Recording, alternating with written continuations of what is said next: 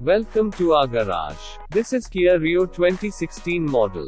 After checking the car suspension, we found front link worn out and front shock absorbers are damaged. Our team fixed the front link and also replaced the front shock absorbers with the new one.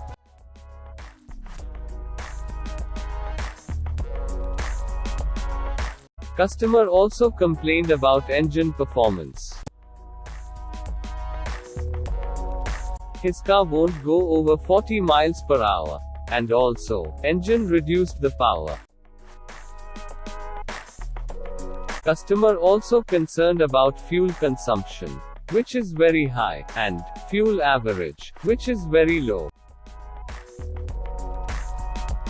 After diagnose the problem, a highly trained team cleaned the fuel filter, deep cleaned the catalytic converter, changed the spark plug with the new one, also cleaned the fuel injectors and throttle body.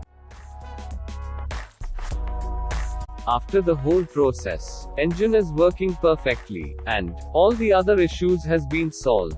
After that our team resurfaced the brake rotors for better braking.